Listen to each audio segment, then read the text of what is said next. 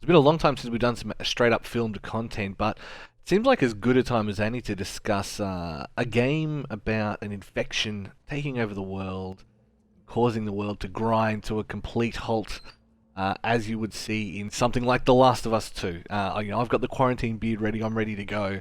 It's tough. I'm going to be clear. There are certain things that I'm allowed to discuss during this review. There's a lot that I'm not. And the problem is, it's not even about spoiling, because I don't want to spoil just to say, oh lol, did you know that X? But it's hard to give context to a lot of the story when we can't discuss the story. We can discuss the Last of Us 1 story, so just, spoiler warning now, I guess, that to give you some framework for The Last of Us 2, I will be spoiling The Last of Us 1. So let's just do that, right?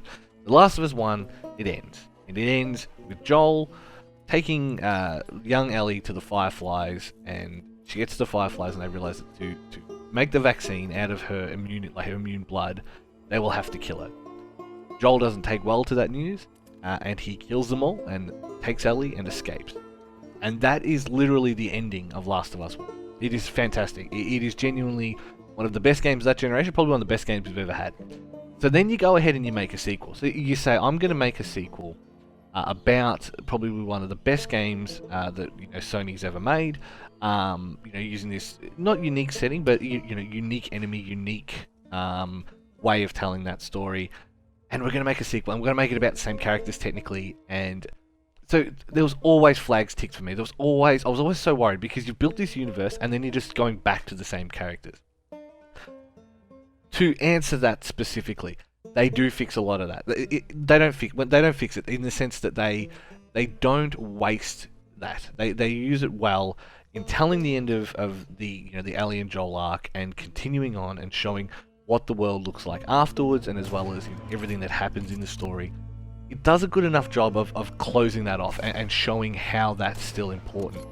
The problem is, it takes a long time to do it. So, you're looking at 23 hours or so, maybe 25, 30 if you're playing it on one of the harder difficulties to finish the game. And,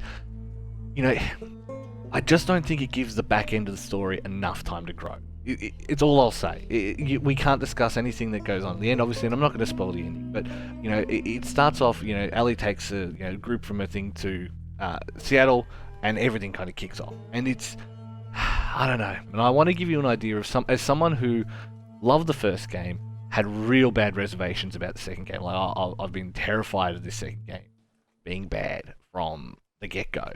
And so it's really hard to measure that when I can't go into the specifics of why I think certain. But what I can do is at least give you an idea of what I enjoy and what I don't enjoy about this new one. The one thing I will say is I've turned down the combat.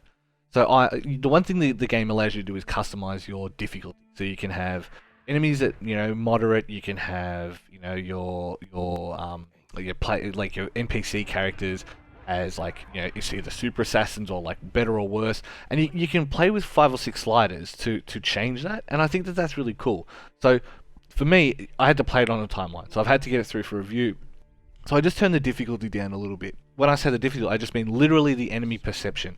So there's one that perception and flanking and all that kind of stuff. That's all I turned down, and I'm still enjoying playing it, but the problem is, if you didn't enjoy the first game's combat, and they've done a lot to expand it, and it still feels natural, and I never understood the hatred for the first game's combat, but I definitely understand the fatigue that it can give you, because, you have these tense moments, and it's trying to build this tension, but you just know what's going to happen. We have to go into the zombie area, and we have to find something from the zombie area, and then I'm going to get attacked, and it's going to be some of the big baddies, and it's going to be this, and it's going to be that, and so it becomes formulaic in that sense, and I think that is probably the biggest change from the first to the second one. In the first one, we had a lot of these flashbacks and a lot of these scenes, but it did the 4 seasons thing, summer, winter, fall, summer, winter, autumn, spring, autumn, and it's obviously a very simple storytelling model, but it works.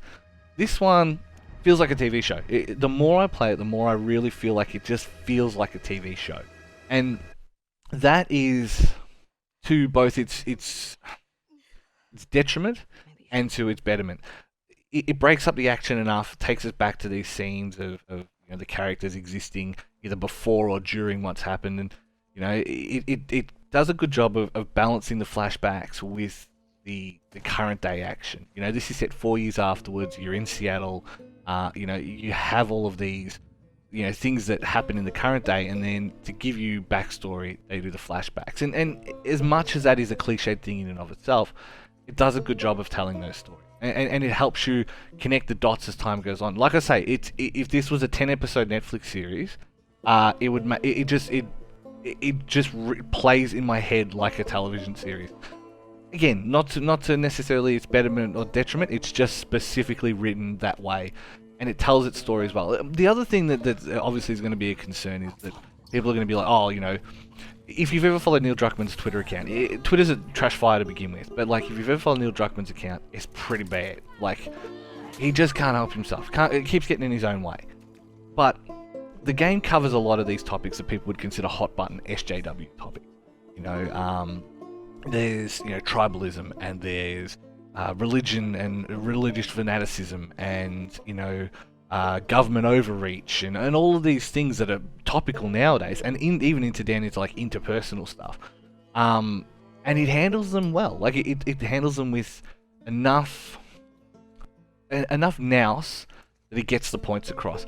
It can be like some of the writing, especially in the early part of the game, is a bit clunky. I don't know whether they like fired writers like midway through or something, but the dialogue tends to get better as time goes on. And as much as you want to like characters, people always want to like the characters in their games. You won't like everyone in this game, and I think that's good. I think that's what works about it. So I guess, is it worth playing like Last of Us 2? Yes, it's a very good game. It does a great job of doing what it does. Your mileage may vary on the end a little bit, and I'm going to go into a lot more detail. I've got another video coming up very soon on newgameplus.tv that's going to go a little bit more detail. It's going to be a bit spoiler heavy, but it's going to go a little bit more detail about why I think specifically it succeeds and fails. I really want to deep dive this game, and that to me says it all. I've played it once, I want to play it again, just smash through the story, like chuck it on light, plus smash through the story, just to really nail down my thoughts on certain things and understand what I liked about it. So it wants me to, I want to go back and play it to help myself understand it further. And to me, that is a sign of a game that I very much enjoyed.